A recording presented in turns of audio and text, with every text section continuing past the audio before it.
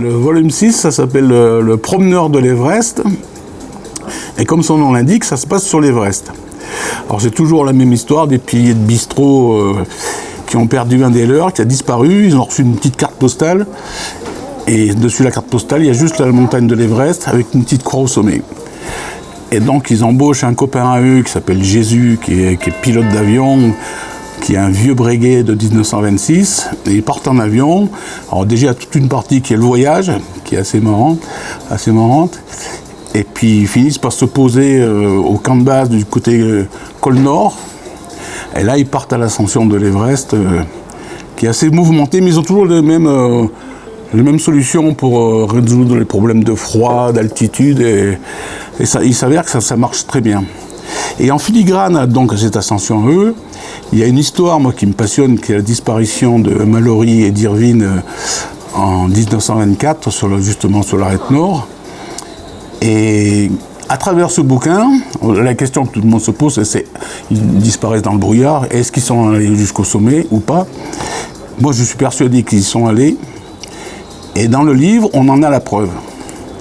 Donc ça vaut vraiment le coup de l'acheter, ne serait-ce que pour ça. Et il faut évidemment l'Everest sans oxygène. Ah bien sûr, sans oxygène, bien sûr. Mais ils ont des recettes, ils ont un bon guide tibétain qui a des concoctions à base de champignons qui fonctionnent très bien contre l'altitude. Et oui. Ils chopent un œdème quand même à la redescente. Parce qu'ils sont surtout en train de redescendre la face est, qui est un petit peu longue, un peu raide. Et l'amiral chope un petit œdème. Mais à part ça, ça se passe très bien. Ils retrouvent leur pote. Le pote, il l'entreaperçoivent. Ils le chopent vraiment tout à la fin. Mais il ne faut pas trop en dire quand même, parce qu'il y a un minimum de suspense. Et il y a un personnage central qui est Jésus. Je me suis inspiré d'un personnage d'Argentière, qui est Régis de Voissou, qui est mort depuis longtemps, qui était le père de DX. Et ce gars-là, il était guide, moniteur de ski, puis un jour, il a dit « Putain, ça me fait chier, tous ces monchus, là ». Il a tout arrêté, puis il a fait cantonnier. Et on l'appelait Jésus, parce qu'il avait vraiment il était le visage émacié, une grande barbe. C'est vraiment une figure du village d'Argentière. Et c'est un des personnages centraux de l'histoire, parce que c'est lui le pilote de l'avion. Et qui a ses méthodes de pilotage assez particulières. Il y a toujours un litre de rouge dans le vide-poche à côté. Et puis il passe où il a envie de passer, quoi. Il n'y a pas de carte. Sinon, mais on finit par arriver. Et sinon, pour revenir sur la saga, est-ce qu'elle va se terminer un jour? Alors, la saga, j'ai déjà écrit le tome 7, qui se passe à Val-Misère et dans les gorges de la Diose, qui s'appelle Une excursion dans l'au-delà. Après, le tome 8, ça se passe dans le sud saharien. Le tome 9, ça se passe au refuge des cosmiques. Et puis le tome 10 se passe dans l'espace-temps. Je travaille dessus, mais je n'ai pas encore trouvé le bon véhicule pour circuler tranquillement dans l'espace-temps. Mais ça va venir. Est-ce que quand tu as commencé à écrire Le port de la mer de glace, que tu pensais aller aussi loin? Absolument pas. J'avais fait une première édition, qui était un petit livre bleu en 1997.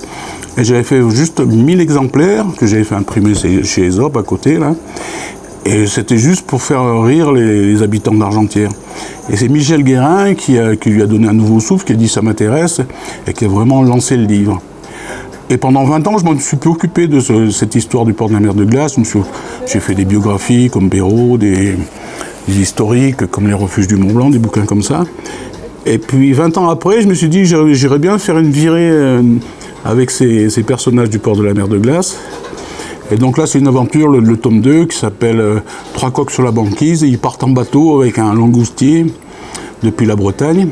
Objectif les Bahamas, mais ils se perdent un petit peu, ils se retrouvent sur la côte est du Groenland. Et du coup, aujourd'hui, tu écris aussi des petites nouvelles sur les réseaux sociaux, sur Facebook. Voilà, ça fait 1 an, j'ai changé d'ordinateur.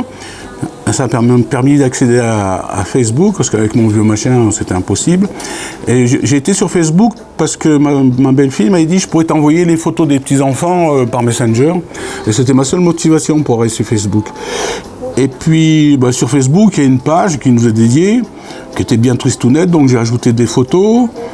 Puis j'ai mis une photo de Gaston Rébuffat qui symbolise pour moi l'alpinisme plaisir. Et puis à partir de là, j'ai raconté une petite histoire qui s'était passée à Pau, où on avait été faire des dédicaces avec Michel Guérin. C'était lui l'invité d'honneur du Salon du Livre de Pau. Et pas de Pau, il n'avait pas reçu sa palette de livres. Ce qui fait qu'il n'avait aucun bouquin à faire dédicacer. Donc il a fait le tour un petit peu des librairies de la ville. Il a ramené des bouquins, mais il n'y avait pas de Port de la Mer de Glace. Donc j'avais rien à dédicacer.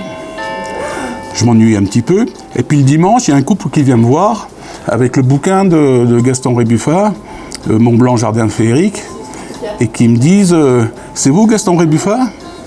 Alors moi j'ai dit, je pensais qu'il rigolait. Rébuffat, ça faisait 17 ans qu'il était mort. Oui, je dis c'est moi. Vous pouvez nous le dédicacer? Et j'ai dédicacé à Germaine et machin truc, éternellement, Gaston Rébuffat. Et cette petite nouvelle a eu beaucoup de succès. Je me dis, tiens, c'est marrant de faire ça. Puis il y avait des retours sympas. Puis j'en ai imaginé d'autres. Et aujourd'hui, on en est à 89.